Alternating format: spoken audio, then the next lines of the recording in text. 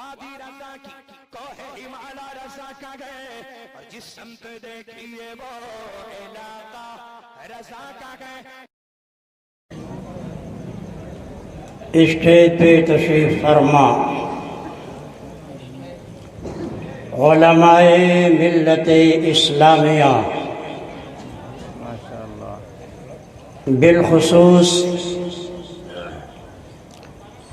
سید ملت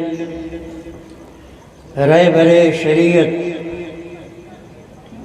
حضرت علامہ الحاج سید محمد عاقب رضا سجادہ نشین خانقاہ عالیہ قادریہ افتخاریہ،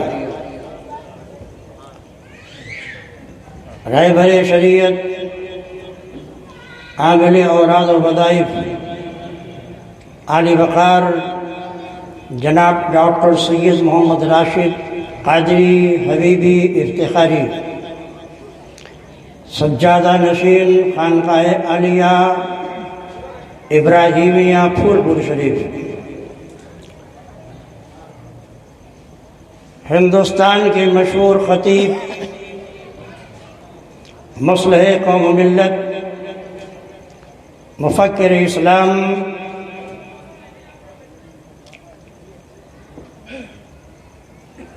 حضرت علامہ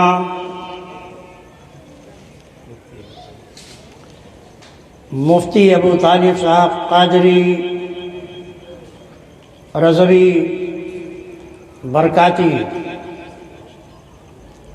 اور مفتیان کرام کی پوری جماعت یہاں جلوہ فکن ہے. ابھی آپ مجھ سے پہلے شیخ طریقت مولانا مفتی برکت اللہ قادری منوری کا خطاب بھی سماعت فرما چکے اور میرے بعد اصل خطاب ہونا ہے. 1972 سے لے کر 1921 تک میری تقریر آپ سماعت فرماتے چلے آ رہے ہیں. ہر جمعے میں دارالعلوم المدارس میں خطاب ہوتا ہے، محلے محلے میں پروگرام ہوتے ہیں، ہمارے خطاب کو سماعت کر رہے ہیں. لیکن چونکہ یہ تحفظ نامور رسالت ایکشن ٹرسٹ کے زیر اہتمام اور بزم شفیق ملت،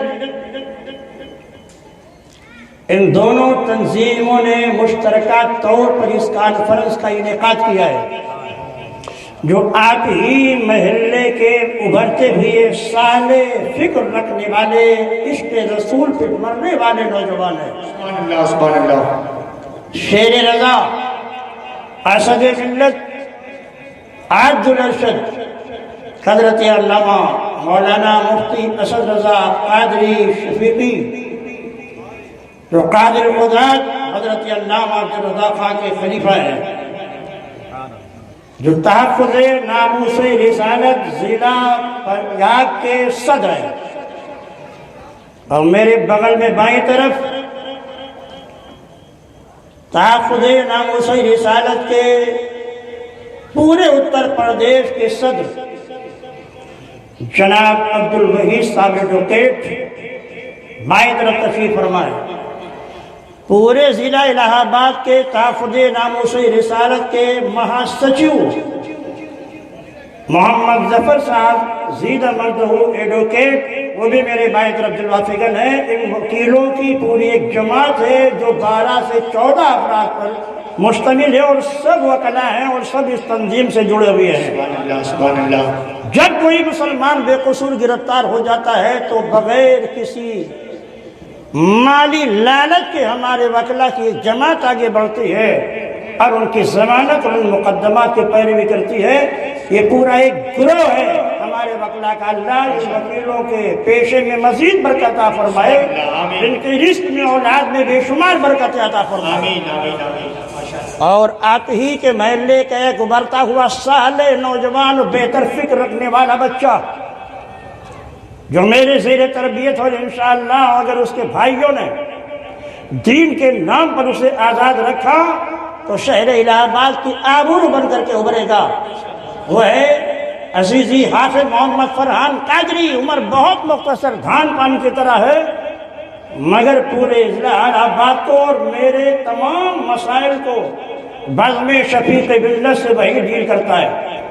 پورے اتر پردیش سے سوال آتے ہیں، اس کا جواب اپنے واٹس ایپ پہ وہ نشر کرتا ہے۔ یہ سب آپ کے پالے ہوئے بچے ہیں۔ اور عزیزان محترم، تقریر تو آپ سنیں گے ہی، بزم شفیق ملت کے جملہ ارکان کو اور تحفظ ناموس رسالت کے تمام عہدیداران کو، اور آپ کو یہ بتا دیں کہ تحفظ ناموس رسالت کے بانی اور سربراہ اور پورے اتر پردیشی نہیں، پورے ہندوستان کے صدر جناب محمد ذیشان قادری ہیں، ملیح آباد کے، جن کا آفس لکھنؤ میں، وہیں سے بیٹھ کر کے یہ پورے ہندوستان کو ڈیل کرتے ہیں۔ جب کہیں اللہ کی عظمت پہ حملہ ہوتا ہے، شان رسالت پر وار کیا جاتا ہے، تو ہمارے کمیٹی کے افراد آگے آتے ہیں، احتجاج دیتے ہیں۔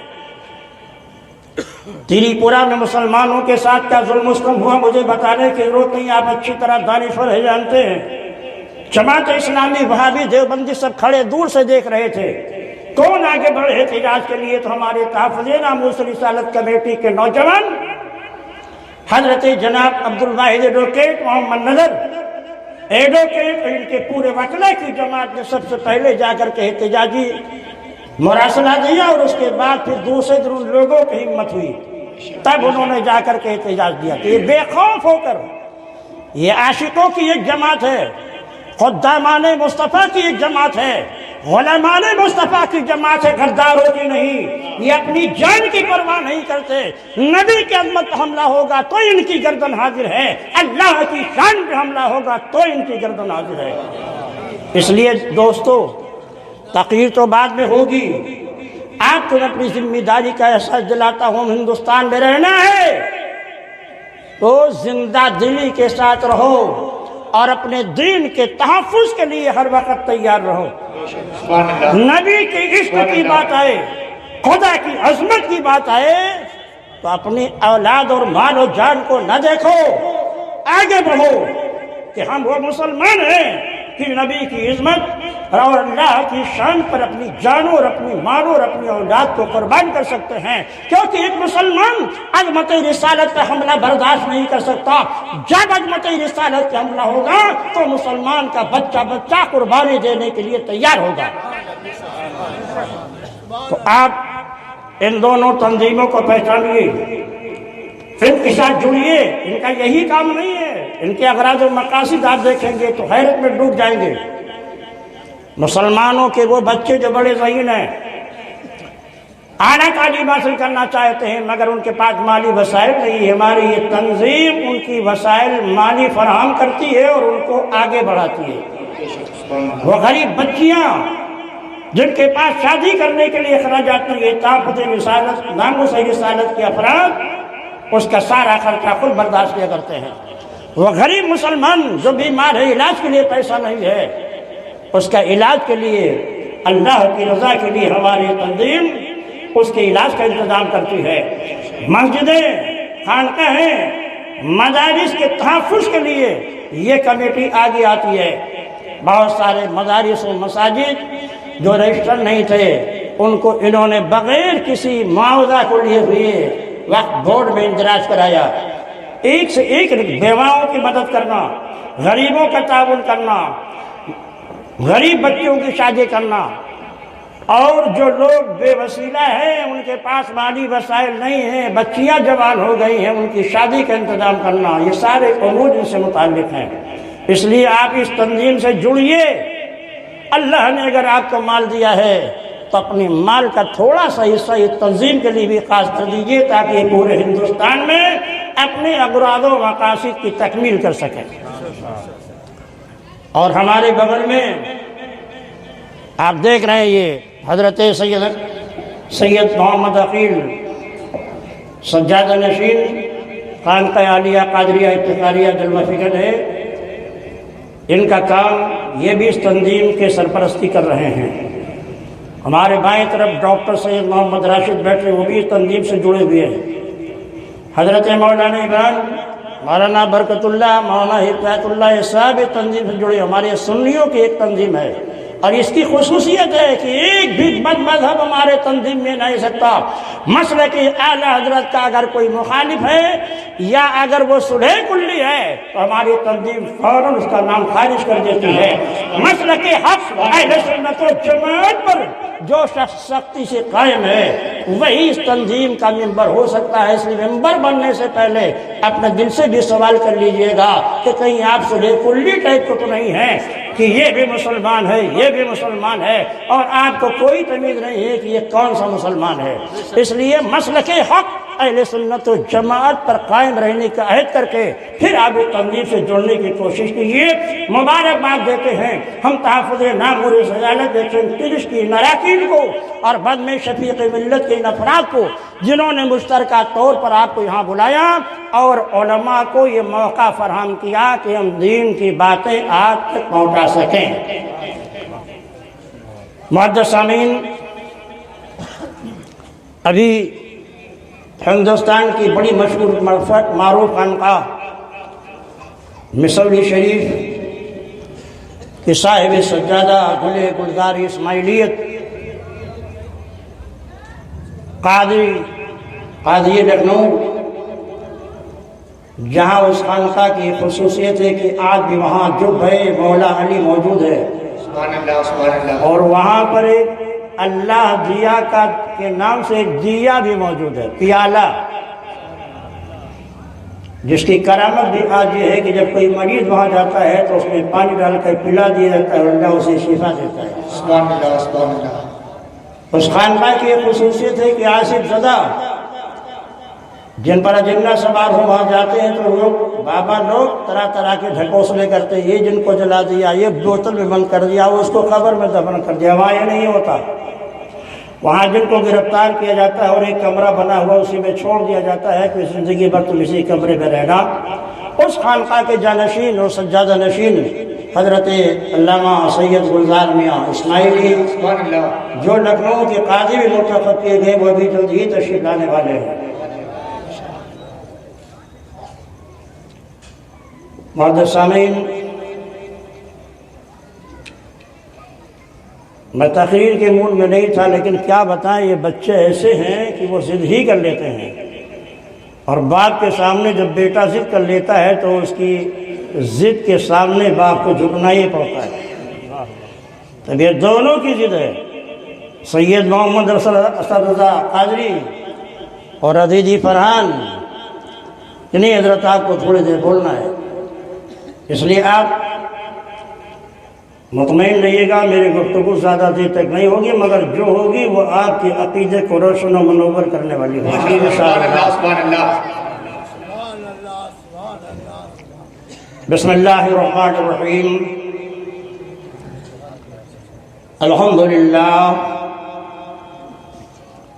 نحمدہ ونستعینہ ونستغفرہ ونؤمن بہ ونتوکل علیہ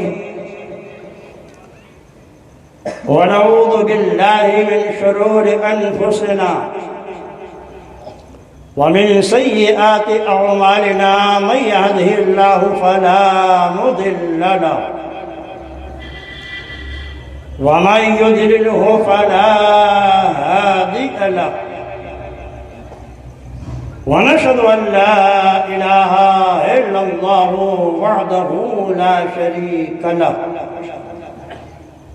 ونشهد أن سيدنا ونبينا وحبيبنا وقلوبنا وشفيعنا ومولانا محمدا عبده ورسوله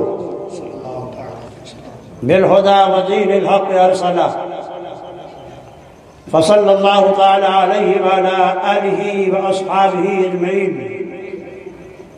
أما بعد، أعوذ بالله من الشيطان الرجيم، بسم الله الرحمن الرحيم، تلك الرسل فضلنا بعضهم على بعض منهم من كلم الله ورفع بعضهم درجات، صدق الله العظيم، وبلغنا رسوله النبي الأمين الكريم، ونحن على ذلك لمن الشاهدين والشاكرين، والحمدللہ رب العالمین۔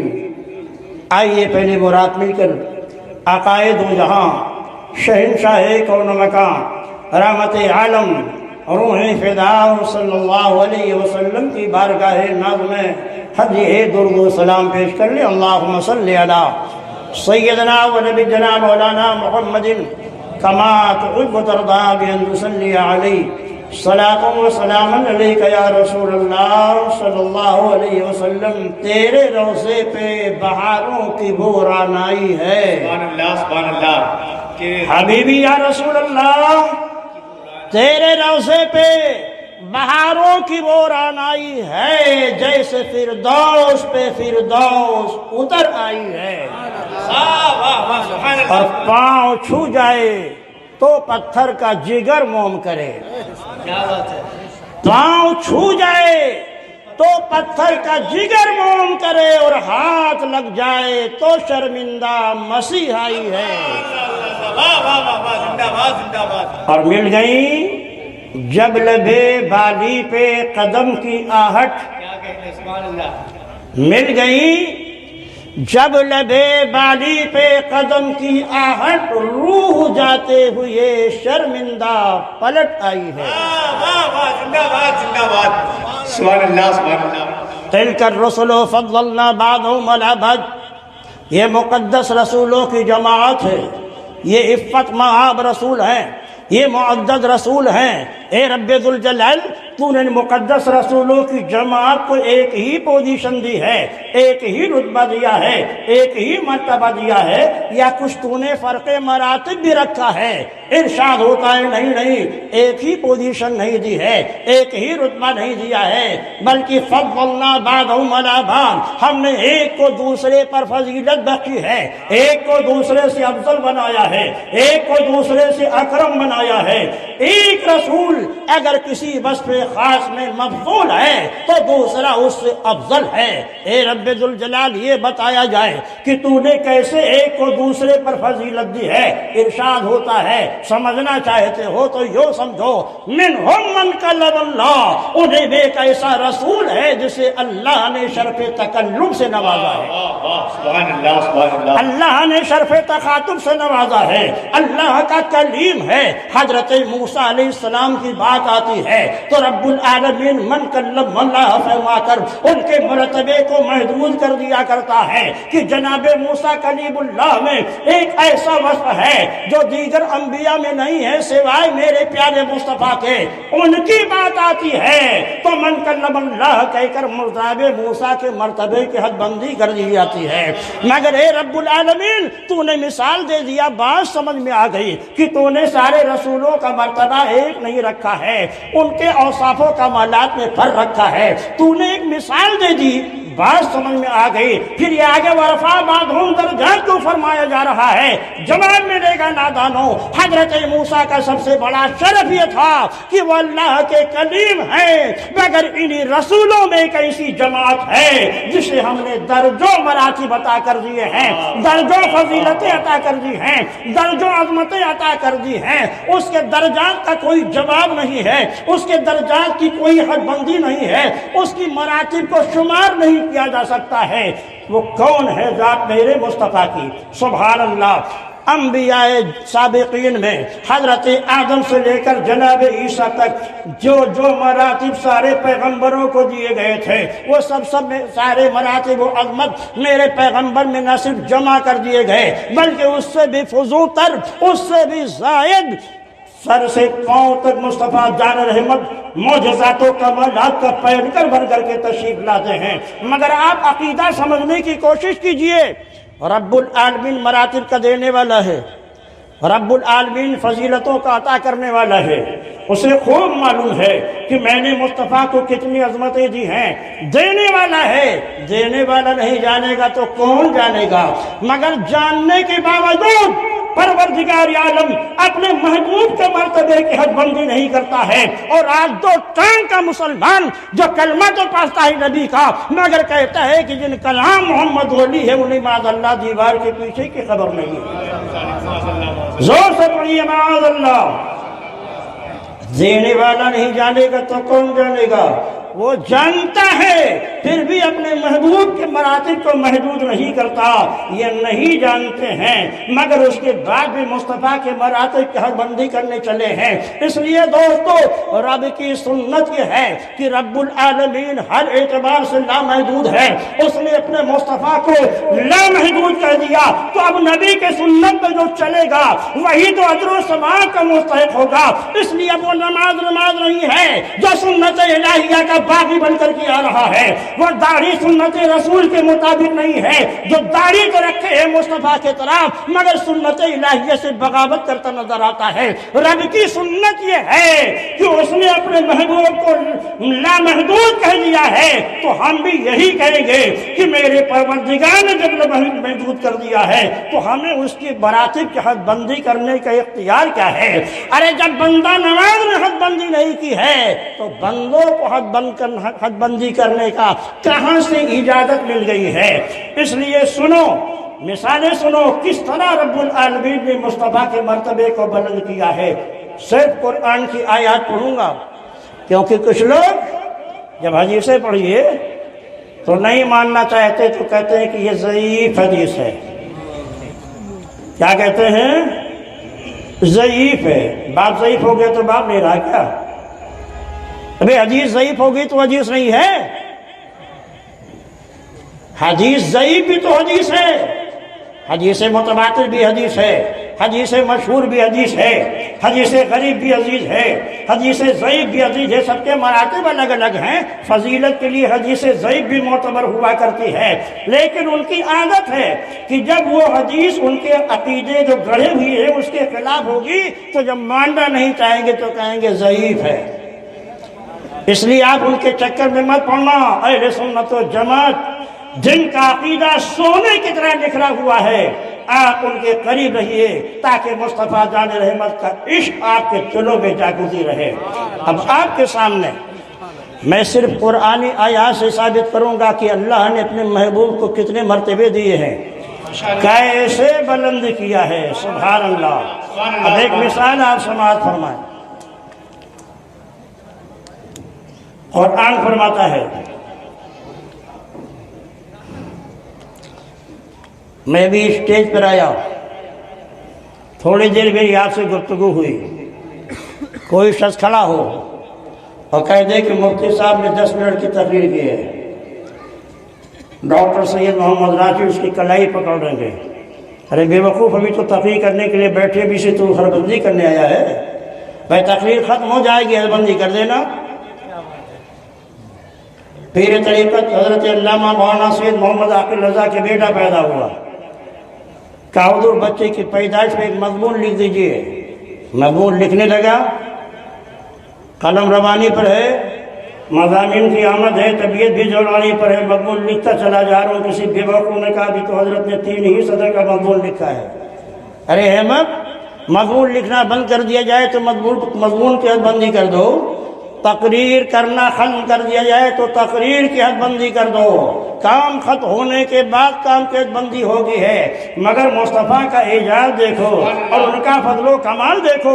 قرآن کہتا ہے وَلَلْآخِرَةُ خَيْرٌ لَكَ مِنَ الْأُولَىٰ، اے مصطفیٰ آپ کی ہر آنے گھڑی پچھلی گھڑی سے بہتر ہے، آپ کی ہر آنے والی گھڑی پچھلی گھڑی سے بہتر ہے۔ ذرا آپ گرامر دیکھیے، لام برائے تاکید ہے، جملہ جملے اسمیہ ہے جو دوام و استمرار پر دلالت کرتا ہے۔ قرآن کی آیت کا مقصود ہے کہ قیامت تک اے مصطفیٰ لمحہ بلمحہ، ساعت بساعت، وقت با وقت، یوم بیوم، ہفتہ بہفتہ، شہر بشہر، سال بسال، صدی بصدی، اے محبوب ہم آپ کے مراتب کو بڑھاتے رہیں گے، کیونکہ آپ کے ہر آنے والی گھڑی پچھلی گھڑی سے بہتر ہے۔ تو جب قیامت تک میرے مصطفیٰ کے مراتب ہی بڑھ رہے ہیں تو ابھی سے کیسے تم مصطفیٰ کے حدود کی اور ان کے مراتب کی حد بندی کر سکتے ہو کہ مصطفیٰ کو یہ ملا اور یہ نہیں ملا، جبکہ قرآن کہتا ہے وَلَلْآخِرَةُ خَيْرٌ لَكَ مِنَ الْأُولَىٰ۔ اے مصطفیٰ، آپ کی ہر آنے والی گھڑی پچھلی گھڑی سے بہتر ہے، ہر آنے والا لمحہ پچھلے لمحے سے بہتر ہے، ہر آنے والا مہینہ پچھلے مہینے سے بہتر ہے، ہر آنے والا سال پچھلے سال سے بہتر ہے، ہر آنے والی صدی پچھلی صدی سے بہتر ہے۔ قیامت تک تو رب العالمین اپنے محبوب کے درجات کو بلند کرتا چلا جا رہا ہے، اور انہوں نے اپنی کتابوں میں لکھ مارا، معاذ اللہ، لکھا کہ جن کا نام محمد و علی ہے وہ کسی چیز کے مالک و مختار نہیں، کہیے معاذ اللہ۔ قرآن کہتا ہے ما آتاکم الرسول فخذوہ، رسول جو دے اسے لے لو۔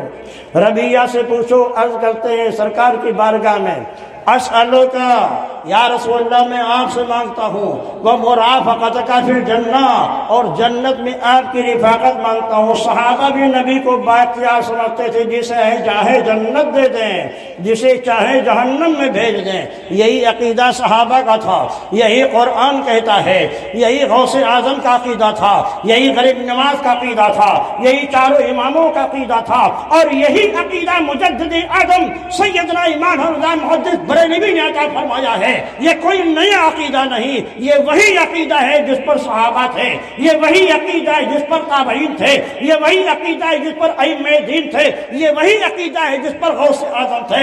اس لیے مسلک امام احمد رضا کوئی نیا مسلک نہیں، بلکہ یہ مسلک اہل سنت و جماعت کے زمانے میں وجہ امتیاز ہے۔ تکبیر، نعرہ رسالت، علماء اہل سنت، تحفظ ناموس رسالت کانفرنس، مفتی اعظم الہ آباد حضرات، جو پیچھے حضرات بیٹھے ہوئے ہیں، آگے کچھ کرسیاں خالی ہیں، ان سے التماس ہے کہ آپ حضرات یہ آگے آ کر بیٹھ جائیں تاکہ پیچھے آنے والوں کے لیے آسانی ہو۔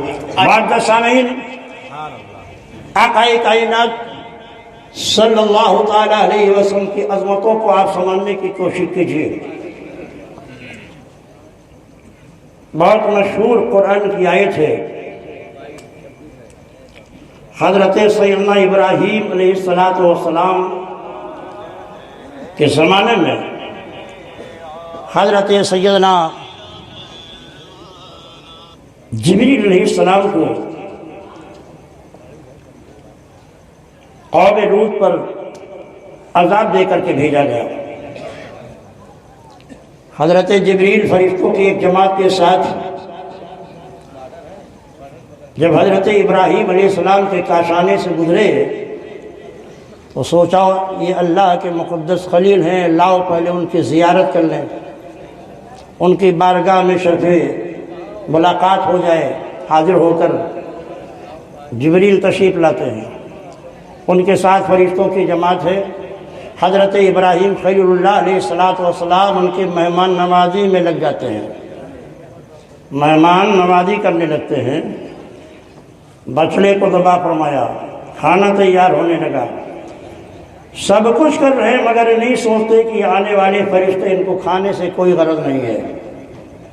دسترخوان سجایا گیا کھانے کے لیے، تو فرشتوں عرض کیا حضور، ہم تو اللہ کے بھیجے ہوئے فرشتے ہیں، ہم تو کھانے پینے سے پاک ہیں۔ تو حضرت سارہ کا احترام آ کے ہنسنے لگے کہ صبح سے اب تک مجھ کو پریشان کر ڈالا، اور جب کھانا دسترخوان پہ لگایا گیا تو مہمانوں نے کھانے سے انکار کر دیا۔ تو حضرت جبریل نے حضرت سارہ کو ایک بیٹے کی بشارت دی، سبحان اللہ، سبحان اللہ۔ بوڑھی ہو چکی تھی، اور اس کے بعد حضرت اسحاق علیہ السلام پیدا ہوئے۔ اب آپ ذرا یہی ٹھہر کر کے اس آیت مقدسہ کی تفسیر کو سمجھنے کی کوشش کیجیے۔ یہ حضرت جبریل ہیں، یہ سید الملائکہ ہیں، بلبل باغ رسالت ہیں، حامل وحی الہی ہیں۔ حضرت ابراہیم علیہ السلام کی بارگاہ میں حاضر ہوتے تو مہمان بن کر، مگر بدر کا میدان شاہد ہے، یہی جبریل جب ربی کی بارگاہ میں حاضر ہوتے ہیں تو لشکری بن کر آتے ہیں، سپاہی بن کر آتے ہیں۔ وہ مقام خلیل ہے کہ وہاں جب سید الملائکہ جاتے ہیں تو مہمان بن کر، یہ مقام حبیب ہے، یہاں جب آتے ہیں تو مصطفیٰ جان رحمت کا سپاہی اور لشکری اور مجاہد بن کے تشریف لاتے ہیں۔ حضرت ابراہیم کو اچھی طرح معلوم تھا یہ کھائیں گے نہیں، فرشتے ہیں، مگر انتظام اس لیے کر رہے تھے تاکہ میرے امتیوں کو معلوم ہو جائے کہ آنے والے مہمان کا اعزاز کیسے کیا جاتا ہے۔ آیا ہے مہمان تو رزق لے کے آیا ہے، جائے گا تو آپ کا گناہ لے کے جائے گا۔ ابھی تو شہروں کا عجیب حال ہے، آپ کے گھر من میں مہمان آ جائے، مکان چھوٹے چھوٹے ہیں، ہر آدمی سمجھتا ہے جلدی سے کھلاؤ بھائی، رخصت کرو ان کو، کیونکہ رہنے کا ٹھکانہ نہیں ہے۔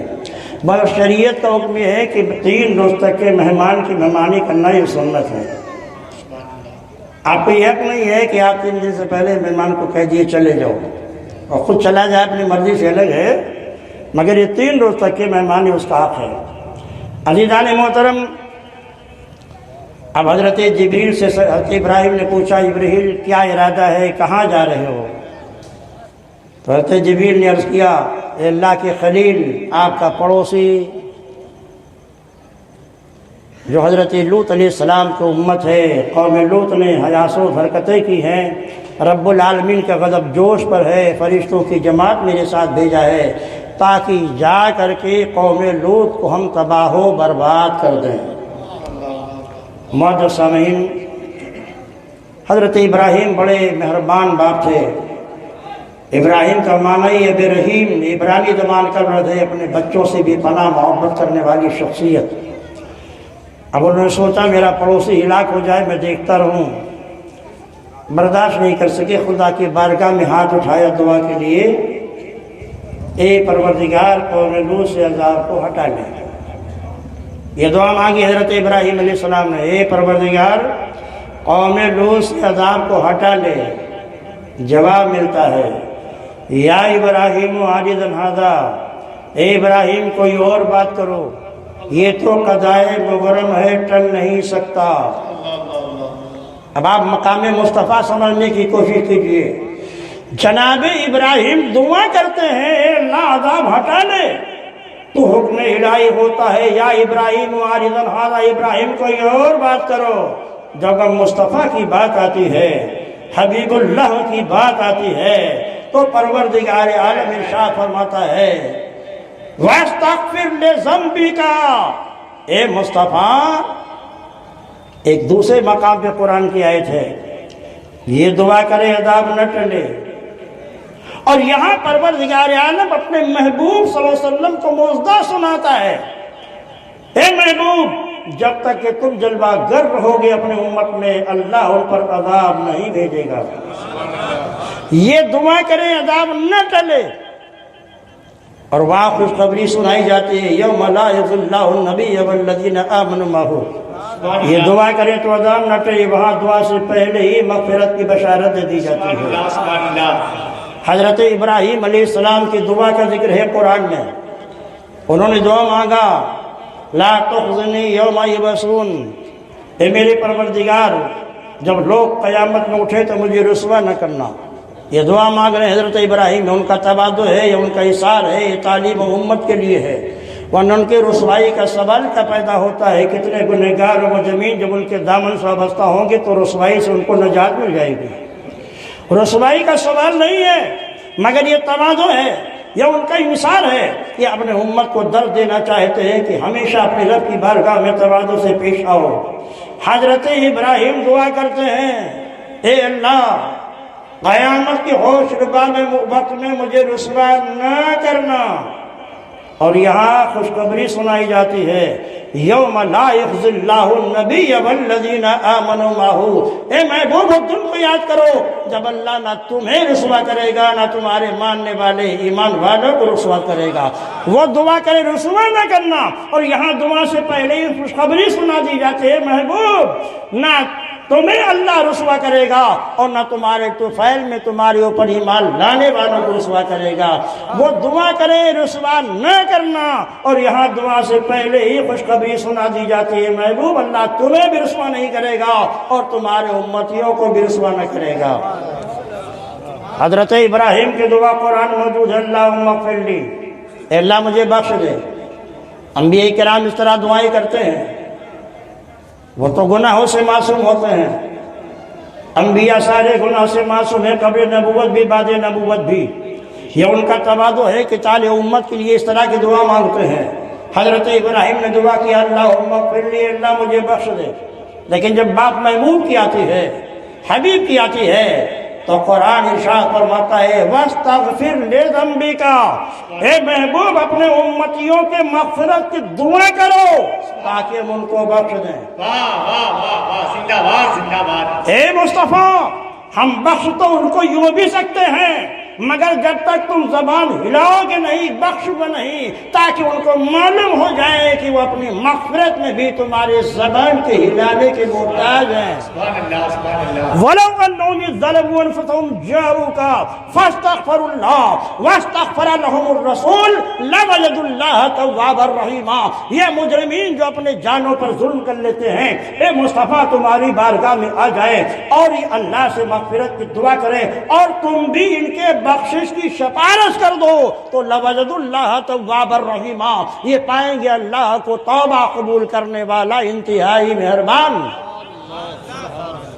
معزز سامعین، واستغفر لذنبک کا ترجمہ ہم نے کیا کیا؟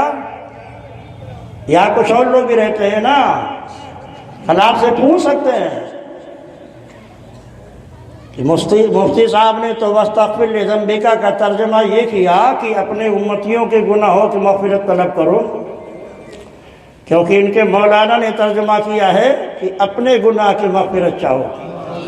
ارے ظالموں، نبی کی شان میں گفتگو ہو رہی ہے اور نبی کے بارے میں علماء کا اتفاق ہے کہ وہ قبل نبوت بھی گناہ سے معصوم ہوتے ہیں اور بعد نبوت بھی گناہ سے معصوم ہوتے ہیں، ان سے گناہ سرزد ہی نہیں ہوتا، نہ صغیرہ ہی، نہ کبیرہ، نہ قبل نبوت نہ بعد نبوت۔ اس لیے واستغفر لذنبک کا ترجمہ یہ ہو ہی نہیں سکتا ہے کہ تم اپنے گناہوں کی مغفرت طلب کرو، اسی لیے اللہ نے جواب فرمایا اپنے پیچھے چلنے والوں کی مغفرت کی دعا کرو، امتیوں کے گناہوں کی مغفرت کی دعا کرو۔ ابھی علماء بیٹھے ہوئے ہیں، اچھی طرح جانتے ہیں ذنب کے معنی گناہ ہوتا ہی نہیں ہے، ذنب کے لغوی معنی ہے دم، ذنب کے معنی ہے پیچھے چلنے والا، بولا جاتا ہے اتباع و اذناب، پیچھے چلنے والوں کو اتباع و اذناب کہا جاتا ہے، اس لیے ذنب کا ترجمہ گناہ غلط ہے۔ ذنب کے معنی ہوتے پیچھے چلنے والے، اے محبوب جو تمہارے پیچھے چلتے ہیں ان کے لیے مغفرت کی دعا کرو، یعنی اپنے امتیوں کے مغفرت کی دعا کرو۔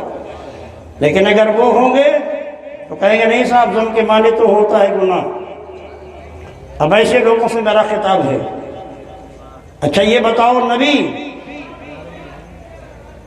امتی کے حق میں خدا کی بارگاہ میں ایک وکیل کی طرح ہوتا ہے،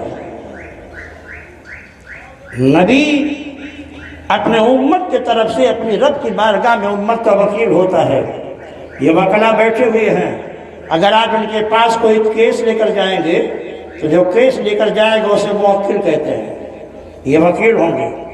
جو وکیل ہوتا ہے وہ موکل کے کیس کو اپنا کیس کہا کرتا ہے، موکل کے جرم کو اپنا جرم کہا جاتا ہے، موکل کے ہارنے کو اپنا ہارنا کہا جاتا ہے، موکل کے جیتنے کو اپنا جیتنا کہا جاتا ہے۔ اور نبی کی حیثیت اللہ کی بارگاہ میں امت کے طرف سے ایک وکیل کی ہوتی ہے، یا رسول اللہ جب تک گناہ میرا تھا نہیں بخشے جانے کو امید تھی، مگر اے مصطفیٰ اب تو آپ نے میرے گناہ کو اپنا گناہ کہہ دیا ہے، اس لیے بارگاہ رب العالمین میں ضرور بخش دیا جائے گا۔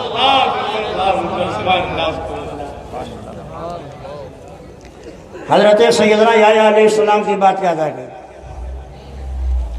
حضرت سیدنا یحییٰ علیہ السلام نے جب نبوت کا اعلان کیا تو ان کے دور کے کچھ امتی ان کے پاس آئے اور پوچھنے لگے کہ آپ وہی نبی تو نہیں ہیں جو ختم الانبیاء کا تاج پہن کر کے آئے گا، جس کا نام زمین پر محمد اور آسمان میں احمد ہے؟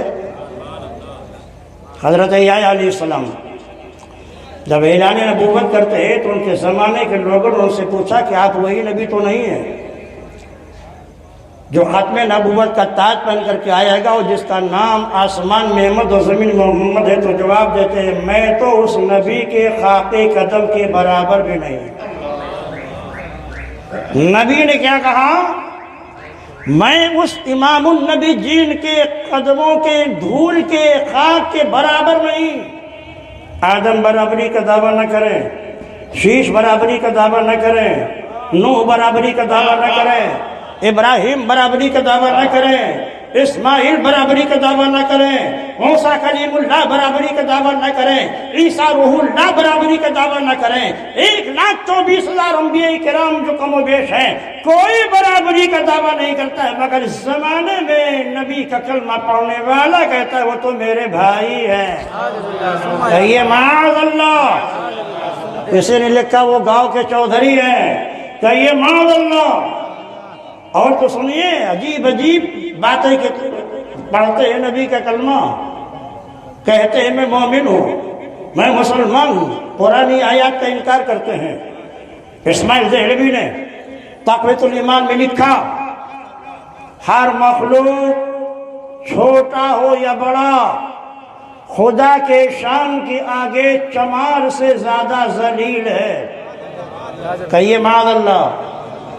چھوٹا ہو یعنی عام امتی، بڑا ہو یعنی انبیاء۔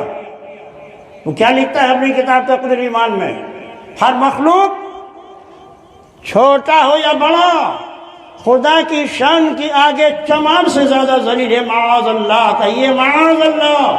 اب رب کا فرمان سنیے، رب فرماتا ہے وَلِلَّهِ الْعِزَّةُ وَلِرَسُولِهِ وَلِلْمُؤْمِنِينَ۔ عزت تو اللہ کے لیے ہے، رسول کے لیے ہے، اہل ایمان کے لیے ہے۔ قرآن کہے ایمان والوں کے لیے عزت ہے، قرآن کہے رسول کے لیے عزت ہے، قرآن کہے اللہ کے لیے عزت ہے۔ یہ بے وقوف اپنے کتاب میں لکھتا ہے کہ چمار سے زیادہ ذلیل ہے۔ زور سے کہو اللہ کا فرمان سچا ہے اور یہ لکھنے والا جھوٹا ہے۔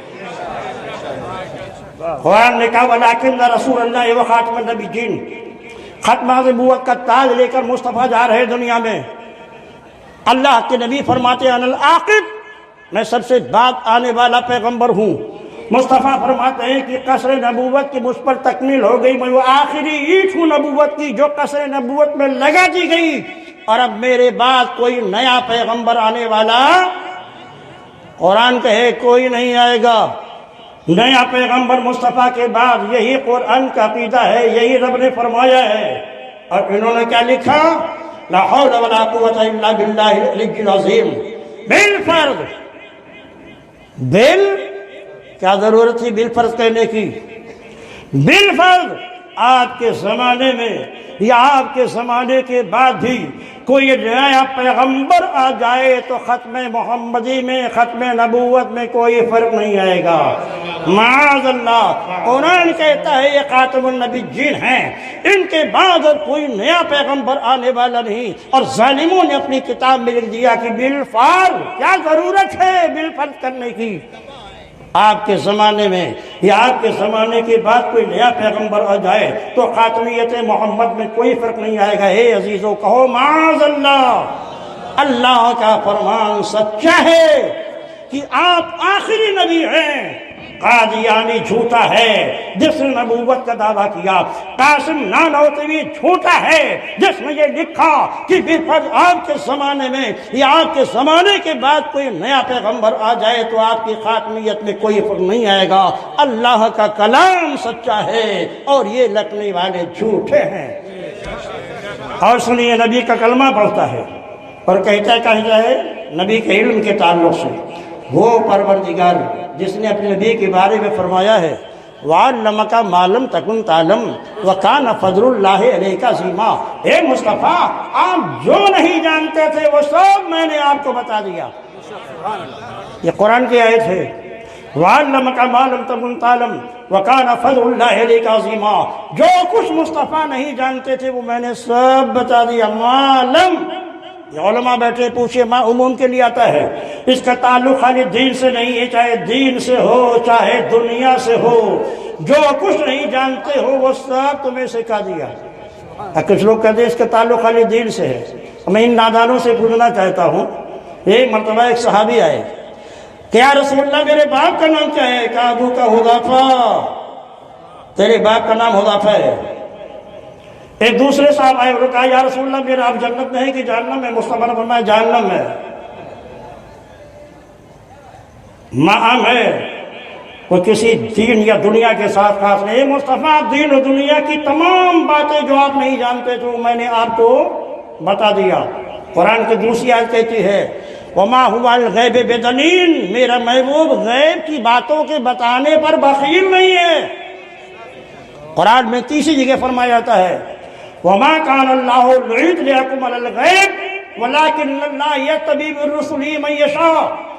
اللہ کی شان نہیں کہ تمہیں غیبوں پر مطلع کر دے مگر رسولوں میں سے جسے چاہتا ہے اسے منتخب فرما لیتا ہے. تیسری آیت ہے تبیانا لکل شیء، قرآن ہر چیز کا واضح بیان ہے. چوتھی آیت ہے ولا رتب ولا یابس الا فی کتاب مبین، کوئی خشک و تر ایسا نہیں ہے جو قرآن میں نہ ہو. اور قرآن سکھایا ہے پروردگار نے، سیکھا ہے مصطفیٰ نے. نہ سکھانے والے میں کوئی کمی ہے، نہ سیکھنے والے میں کوئی کمی ہے، نہ کتاب ناقص ہے. جب سکھانے والا پروردگار ہے، سیکھنے والے مصطفیٰ ہیں، ان کے شان صلاحیت میں کوئی کمی نہیں ہے تو قرآن پورا سیکھا انہوں نے. نہ رتب مصطفیٰ سے پوشیدہ ہے نہ یابس پوشیدہ ہے. کائنات کی ہر چیز، میرے آقا فرماتے ہیں میں اپنی کائنات کو، دنیا کو اس سے دیکھ رہا ہوں جیسے میرے ہاتھ کی ہتھیلی. پورے دنیا کو ایسے دیکھ رہا ہوں جیسے ہاتھ کی. معراج میں تشریف لے کے سرکار فرماتے ہیں رب العالمین نے دست قدرت کو میرے شانے کے درمیان رکھا. فعلمت ما فی السماوات والارض، تو زمین و آسمان میں جو کچھ تھا میں نے سب جان لیا. قرآن کہتا ہے نبی کا علم بے مثال ہے. قرآن کہتا ہے نبی کے علم کا جواب نہیں. حدیث کہتی ہے نبی کا علم بے مثال ہے. حدیث کہتی ہے نبی کے علم کا کوئی جواب نہیں. یہی قرآن کہتا ہے، یہی حدیث کہتی ہے، یہی صحابہ کا عقیدہ تھا، یہی غوث اعظم کا عقیدہ تھا، یہی چاروں اماموں کا عقیدہ ہے. اور یہی عقیدہ مجدد اعظم سیدنا امام رضا محدث بریلوی نے معرفت الغیبیہ کے اندر آپ نے اور خان سے ایک آدمی واضح فرمایا وہی عقیدہ جو صحابہ کا تھا، وہی عقیدہ جو تابعین کا تھا، وہی عقیدہ جو تبع تابعین کا تھا، وہی عقیدہ جو بزرگان دین کا تھا، وہی عقیدہ جو ائمہ شریعت کا تھا. اس لیے مسلک رضا کوئی الگ مسلک نہیں ہے، یہ وہی مسلک ہے جس پر صحابہ چلتے تھے، یہ وہی مسلک ہے جس پر تابعین چلتے تھے، یہ وہی مسلک ہے جس پر امام اعظم چلا کرتے تھے، یہ وہی مسلک ہے جس پر غوث اعظم چلا کرتے تھے. اس لیے مسلک حق اہل سنت و جماعت کا دوسرا نام اس زمانے میں مسلک امام احمد رضا ہے. مبارک ہو تحفظ نام و رسالت ایک چند کمیٹی کے افراد کو کہ انہوں نے بیڑا اٹھایا ہے کہ مسلک حق اہل سنت و جماعت کا جو فرض ہوگا وہی میری جماعت کا ممبر ہوگا. قرآن تکبیر، نعرہ رسالت، مسلک اعلیٰ حضرت، مسلک اعلیٰ حضرت، فیضان اعلیٰ حضرت، فیضان اعلیٰ حضرت. تحفظ ناموس رسالت کانفرنس، تحفظ ناموس رسالت کانفرنس، مفتی اعظم الہ آباد. معزز سامعین، قرآن عقیدہ آپ نے سنا، حدیثوں سے جو عقیدہ بات ہے وہ سنا، اماموں کا عقیدہ آپ نے سنا. انہی کلمہ پڑھنے والوں میں ایک شخص لکھتا ہے اس غیب سے مراد کل غیب ہے یا بعض غیب. یہ الفاظ ہیں اسف علی تھانوی کے. اس غیب سے مراد کل غیب ہے یا بعض غیب. اگر بعض علوم غیبیہ ہیں تو اس میں حضور ہی کیا تخصیص ہے. ایسا علم تو زید، عمر، بکر، ہر سبھی مجروم اور تمیم حیوانات، جمی حیوانات و بہائم کو حاصل ہے. کہیے معاذ اللہ. کیا کہتا ہے وہ جو نبی کا علم جیسا ہے ایسا علم تو زید کو، بکر کو، جمی حیوانات، سور کو، کتے کو، خنزیر کو. ارے دانو کچھ تو سوچا ہوتا. اگر تمہارے باپ کے علم کو خنزیر کے علم سے تشبیہ دیا جائے، تمہارے علم کو کتے کے علم سے تشبیہ دی جائے تو کیا یہ نبی کی توہین تمہاری اپنی توہین نہیں ہوگی؟ کیسے تمہارے قلم نے گوارا کر لیا کہ تم نے نبی کے علم کو کتے کے علم سے، سور کے علم سے، جمی حیوانات و بہائم کے علم سے تشبیہ دے دیا. کہیے اللہ کا فرمان سچا ہے. اور یہ عبارت لکھنے والا زور سے بولیے. ایمان و عقیدہ چھپانے کی چیز نہیں ہے. اور جانتے ہیں آپ نبی کریم کتنا کشادہ ہے، مگر یہ کتنا ظالم ہے۔ وہ لکھتا ہے شیطان اور ملک الموت کا علم تو نص قطعی سے ثابت ہے۔ فخر انبیاء کے لیے کون سا نص قطعی ہے جس سے تمام نصوص کو رد کر کے ایک شرع ثابت کرتا ہے؟ یہ کیا کہتا ہے؟ شیطان کا علم نبی کے علم سے زیادہ ہے، کہیے معاذ اللہ۔ شیطان اور ملک الموت کے علم کو، ارے بھائی ٹھیک ہے رکھیے، یہ تحفظ نعم الرسالت کو چندہ دے دیے میری طرف سے جن لوگوں نے دیا ہے، اللہ تعالیٰ اس کمیٹی کو مضبوط کرے۔ تو اللہ کے نبی نے معزز سامعین، شیطان کا علم نبی کے علم سے زیادہ ہے، ارے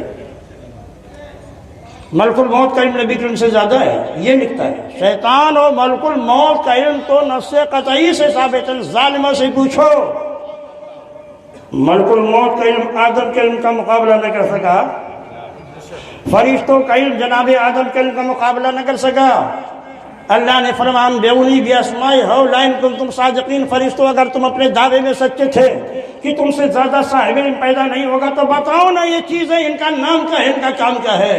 ملک الموت بھی ہیں، حضرت جبریل بھی ہیں، اسرافیل بھی ہیں، اسرائیل بھی ہیں، ملائکہ مقربین ہیں، سارے فرشتے حضرت آدم کے سامنے گھٹنا ٹیکتے ہیں، کوئی جواب نہ دے سکا، اور حضرت آدم ایک ایک چیز کا نام بھی بتاتے اور کام بھی بتاتے۔ نبی آدم کا علم اتنا کشادہ کہ سارے فرشتوں کا علم مل کر ان کے علم کا مقابلہ نہ کر سکا، اور نبی بنی حضرت آدم علیہ السلام کے علم کی میرے آقا کے علم کے سامنے وہی نسبت ہے جو قطرے کو دریا سے ہوا کرتا ہے۔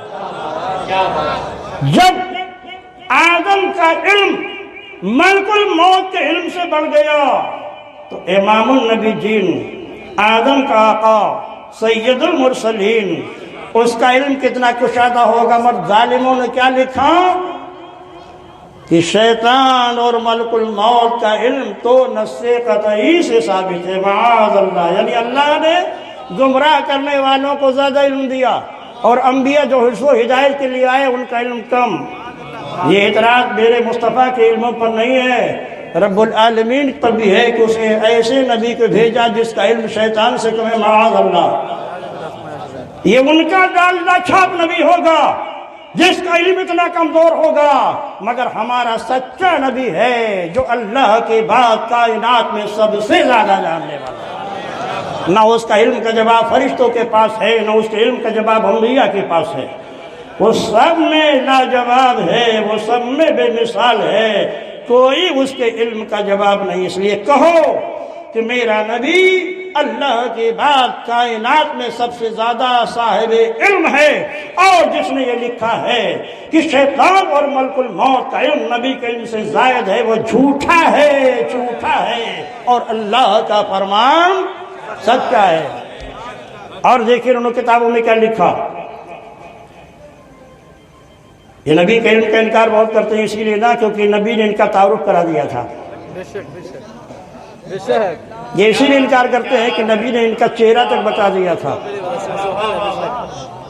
سرکار ایک غزوے سے واپس ہو رہے تھے، بخاری کی روایت ہے، جو قرآن کے بعد اس روئے زمین پر سب سے صحیح ترین کتاب ہے، ایسا ہو کہ تم بعد کتاب اللہ صحیح البخاری ہے۔ رسول غزوے سے تشریف لا رہے، مال غنیمت تقسیم کرنے لگے۔ ذوالخویسرہ تمیمی یہ منافق تھا، جب حضور نے مال غنیمت تقسیم فرمانا شروع کیا، اب یہ خبیث تینت کیا بولتا ہے، اے دل یا محمد۔ اب یہ آدمی کیسا تھا جس نے اعتراض کیا تھا میرے مصطفیٰ کی تقسیم پر؟ بخاری کے الفاظ سنیے، کس اللحیت، گھنی داڑھی تھی۔ تو الخویسرہ جس نے اعتراض کیا تھا، کس اللحیت، گھنی داڑھی تھی، ناتل جبین، پیشانی پہ گھٹا تھا، ابھرا ہوا تھا، مشرف الوجنتین، اس کے گال بھی نکلے ہوئے تھے، غائر العینین، اس کی آنکھیں بھی دھسی ہوئی تھیں. یہ تو بخاری کے الفاظ ہیں. قصر اللیہ، گھنی داڑھی، مشرف الوجہین، رخسار ابھرے ہوئے، نات الجبین، پیشانی پہ گھٹا ابھرا ہوا، غائر العین، آنکھیں دھسی ہوئی. اور سیاہ ستہ کی دوسری کتابیں دیکھیں تو اس میں یہ بھی ہے مشمر العذر، اٹھنگا پیجامہ. کیا بات ہے، کیا بات ہے. اٹھنگا، یہ میں نہیں کہتا ہوں، نبی فرما رہے ہیں. کہ یہ نہ کہنا مفتی صاحب ہم کو گاڑی دے کر چلے گئے. اس لیے حدیث نے پہچانوا دیا تھا. اس نے کہا اے دل محمد صلی اللہ علیہ وسلم، انصاف سے کام لیجئے. آپ کو اتنی تکلیف ہوئی کیا فرماتے ہیں کہ اللہ تو ہمیں عادل فرماتا ہے اور تم کو ہمارے تقسیم پر اعتماد نہیں. حضرت خالد بن ولید اٹھے، یا رسول اللہ حکم دیجئے اس خبیث کی گردن مار دیں. تحفظ نام رسالت کے نوجوانوں سنو، نبی کی توہین کرنے والے کا انجام کیا ہوتا ہے. خالد نے اجازت طلب کی، دیجئے نا اجازت، گردن مار دیں. فرمانے چھوڑ دو اسے. کیوں؟ اسی کی نسل سے ایک ایسی جماعت نکلے گی. آقا کہتا سنو، اسی کی نسل سے ایک ایسی جماعت نکلے گی، یخرجون من الدین کما یخرج الرمی السهم من الرمیہ، جو دین سے ایسے نکل جائیں گے جیسے تیر نشانے سے نکل جاتا ہے. قرآن بڑا گاڑھا پڑھیں گے، حلق کے نیچے نہیں اترے گا. ان کی نمازوں کے سامنے تم اپنی نمازوں کو حقیر سمجھو گے، ان کے روزوں کے سامنے اپنے روزوں کو حقیر سمجھو گے، مگر ان کا حال یہ ہوگا کہ دین سے ایسے نکل جائیں گے جیسے تیر نشانے سے نکل جاتا ہے. اس لیے انکار کر دیں کیونکہ نبی نے کو کھول کر کے بتا دیا تھا. ایک مرتبہ سرکار مسجد نبی بیٹھے ہوئے تھے. یہ آپ کو بتا رہا ہوں، بہت دنوں کے بعد اس طرح میری تقریر سنا ہوگا الہ آباد کے سرزمین میں پکڑ مجھے گالی سنائی جائے گی. مجھے اس کی پرواہ نہیں، مجھے گالی دو گے تو مجھے فخر ہے کہ بس تم اتنی دیر میرے نبی کو تمہیں گالی دو گے. یہی تو اعلیٰ حضرت نے لکھا ہے کہ میں اس لیے انکار کرتا ہوں کہ جتنے دیر یہ میرے خلاف بولیں گے کم از کم اتنی دیر تو نبی کے خلاف نہیں بولیں گے. تو احمد رضا کا سینہ اس تیر کو برداشت کرنے کے لیے تیار ہے جو تیر یہ نبی پر چلاتے ہیں. تو اس لیے دوستو، آقا کائنات صلی اللہ علیہ وسلم حضرت سرکار مسجد میں بیٹھے ہوئے ہیں، صحابہ کے سامنے سمجھایا جا رہا ہے کہ دیکھو خرید کرنے کا شرعی طریقہ ہے، فروخت کرنے کا شرعی طریقہ کیا ہے، کیسے بیچو تو حلال ہے، کیسے بیچو تو حرام ہے، کن چیزوں میں سود ہوتا ہے، کن چیزوں میں سود نہیں ہوتا. اب ایک شخص آتا ہے، اس نے دیکھا ارے یہ نبی ان سے اچھے تو ہم ہیں. دیکھیں اس کے دل میں کیا خیال پیدا ہوا. کیا کہا اس نے؟ ان سے اچھے تو یہ تو دنیا کی بات کر رہے ہیں. حالانکہ نبی دنیا کی بات نہیں کر رہے تھے. اپنے صحابہ کو حلال و حرام طریقے سے، جائز طریقے سے اسلام کی روشنی میں فروخت اور بیچنے کا، خریدنے اور بیچنے کا طریقہ سکھا رہے ہیں. وہ آیا، اس نے کہا کہ ان سے اچھا تو میں ہوں. پھر چلا گیا اور مسجد میں جا کر وہ نماز پڑھنے لگا. جب وہ چلا گیا تو آقا فرماتے ہیں کون ہے جو جا کر اس کو قتل کر دے. نماز پڑھ رہا ہے اور مصطفیٰ کیا فرما رہا ہے کون ہے جو جا کر اسے قتل کر دے. حضرت صدیق اکبر نے تلوار اٹھائی، کہا یا رسول اللہ میں اسے قتل کر کے واپس آتا ہوں. وہاں پہنچو، دیکھا نماز پڑھ رہا ہے. صدیق اکبر کی تلوار نمازی پر نہ اٹھ سکی، واپس چلی آئی. کیسے مارے؟ نماز پڑھ رہا ہے. حضور کی بارگاہ میں آ گئے، بیٹھ گئے. سرکار کو اور جلا لایا، کون ہے جو جا کے اسے قتل کرے؟ حضرت عمر اٹھے، یا رسول اللہ بھی میں اس کی گردن مار دوں گا. یہ بھی گئے، دیکھا نماز پڑھ رہا ہے، تلوار نہیں صحیح، نمازی کو کیسے مارے؟ واپس چلے آئے. سرکار کا تیور اور بدل گیا. فرمایا کون ہے جو جا کر اسے قتل کر دے؟ مولا علی نے تلوار اٹھائی، شیر خدا نے اٹھایا. ذوالفقار حیدری اٹھتی ہے، یا رسول اللہ بھی میری تلوار سے اس کی گردن سے خون ٹپک رہا ہوگا۔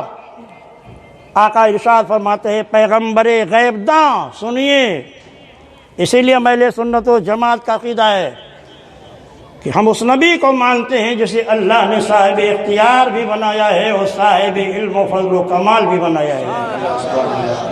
نہ ہمارا نبی جاہل ہے، نہ ہمارا نبی مجبور ہے، جسے چاہا سونا جائز قرار دے دیا، جسے چاہا زمین کو کہہ دیا پکڑ لے، چاند کو اشارہ کیا ٹکڑے ہو گیا، سورج کو اشارہ کیا ڈوبا وہ سورج چل آیا۔ ابو جہل کی ہاتھ کا اشارہ ہوتا ہے کنکری کلمہ پڑھ رہی ہے۔ نبی صاحب اختیار ہے، اللہ نے اسے اختیار دے کر بھیجا ہے، مجبور محض بنا کر نہیں بھیجا، صاحب علم بنا کے بھیجا ہے۔ معزز سامعین، مولا علی گئے، جب جانے لگے تو میرے آقا کا ارشاد سنا، فرماتے ہیں علی یہ تو جب ہی ہو سکتا ہے کہ تم اس کو پا بھی جاؤ، یہ تو جب ہی ہو سکتا ہے کہ تم اسے پا بھی جاؤ۔ جب وہاں پہنچے تو دیکھا وہ غائب ہو چکا تھا۔ نماز دے کر صدیق اکبر کو دھوکہ ہو گیا، نماز کو دے کر فاروق اعظم کو دھوکہ ہو گیا، تو آج کا یہ بیچارہ سیدھا سادہ مسلمان نماز و داڑھی اور مسجد کو دیکھ کر دھوکہ کھا جائے تو تعجب کیا ہے؟ اس لیے دوستوں کسی داڑھی والے کو مت دیکھو، یہ دیکھو اس کے سینے میں عشق رسول ہے کہ نہیں۔ کسی نمازی کو مت دیکھو، یہ دیکھو یہ مصطفیٰ کا سچا غلام ہے کہ نہیں ہے۔ حسین نے نماز پڑھی تھی یزید کے پیچھے، داڑھی تو وہ بھی رکھ کے لیے تھا، اذان تو وہ بھی دیتا تھا، نماز تو وہاں بھی ہوتی تھی۔ امام حسین نے کبھی اس کے پیچھے نماز نہیں پڑھی، نہ کسی یزیدی کے پیچھے، نہ اس کی اذان پر اتفاق فرمایا۔ میدان کربلا میں کھڑے ہو کر علی اکبر تم اذان دو، شبیہ پیغمبر تم اذان دو۔ علی اکبر اذان دے رہے، امام حسین نماز پڑھ رہے۔ آخر نماز تو وہ بھی پڑھتا تھا، قرآن تو ہی پڑھتا تھا، امامہ تو ہی باندھتا تھا، داڑھی اس کے پاس بھی تھی۔ پتہ چلا صرف داڑھی نہیں دیکھی جائے گی، دل کا عشق رسول بھی دیکھا جائے گا۔ صرف نماز ہی نہیں دیکھی جائے گی، دل کا عشق اور محبت بھی دیکھی جائے گی، یہ غلام مصطفیٰ ہے کہ نہیں ہے۔ ورنہ نماز تو ابلیس نے پڑھی تھی، بھائی کتنی پڑھی، کوئی شمار ہی اس کا نہیں ہے۔ پورے روئے زمین پر اس نے سجدے کیے، کیا اس کی نماز کام آئی؟ نماز اسی وقت کام آئے گی جب اللہ پر سچا ایمان ہوگا، اس کے رسول سے سچی محبت ہوگی۔ پروردگار عالم تحفظ ناموس رسالت بعد میں شفیع ملت کے اراکین کو زندگی دے، حوصلہ دے، ان سب کے علم میں، عمل میں، رزق میں بے شمار برکتی عطا فرمائے، اور جو جو اس تنظیم سے جڑے ہیں اللہ انہیں ان کے اہل و عیال کو آفات و بلیات سے محفوظ رکھے، اور ان سب کو نبی کا سچا عاشق، سچا غلام بنائے۔ آپ سے آخری اپیل ہے کہ تحفظ نام رسالت سے جڑیے اور اپنے دوستوں تک اس تنظیم کو پہنچائیے۔ تحفظ نام رسالت زندہ باد، بل میں شفیق ملت زندہ باد، وما علینا الا البلاغ، استغفر اللہ من کل ذنب واتوب الیہ۔